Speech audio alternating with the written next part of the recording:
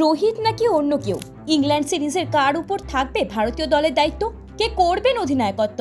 কার উপরেই বা দেওয়া হবে এই গুরু দায়িত্ব? সিদ্ধান্ত নিল ভারতীয় ক্রিকেট বোর্ড। চলতি সময়ে আইপিএলে মুম্বাই ইন্ডিয়ান্সের জার্সি গায়ে দেখা যাচ্ছে রোহিত শর্মাকে। সেখানে খুব একটা ভালো ফর্মেও দেখা যাচ্ছে না তাকে।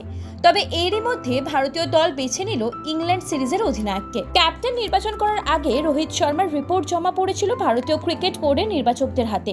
সেখানে দেখা যায় রোহিতের অধিনায়কত্বে একদিকে ঘরের মাঠে নিউজিল্যান্ড ও তারপর অ্যাওয়ে সিরিজে অস্ট্রেলিয়ার কাছে হার ভারতের, আবার অন্যদিকে সাদা বলের ক্রিকেটে চ্যাম্পিয়ন্স ট্রফিতে দেশের হয়ে জয় এনে দেয় এই রোহিত শর্মাই।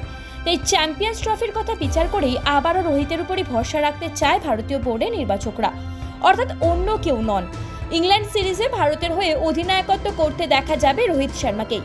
তবে এখনই বাকি দলের নির্বাচন করা হবে না বলেই জানান নির্বাচকরা, কারণ এখন আইপিএল চলছে আর এই সিজনে কোন প্লেয়ার কেমন ফর্মে থাকে সেটা দেখেই ইংল্যান্ড সিরিজের দল নির্বাচন করা হবে বলেই জানান তারা। আসলে এই খেলার মাঝে অনেক প্লেয়ার খেলতে গিয়ে আহতও হতে পারেন, তাই আগে থাকতে দল নির্বাচন করার পর সেই প্লেয়ার ইনজিওর্ড হলে তখন সমস্যায় পড়তে হবে। তাই আইপিএলের শেষ সপ্তাহে বাকি দল নির্বাচন করার কথা জানায় তারা। তবে অধিনায়ক যে রোহিত শর্মাই হচ্ছেন সেটা স্পষ্ট করেই জানিয়ে দেয় ভারতীয় cricket board. Bureau report, Bharat সমাচার।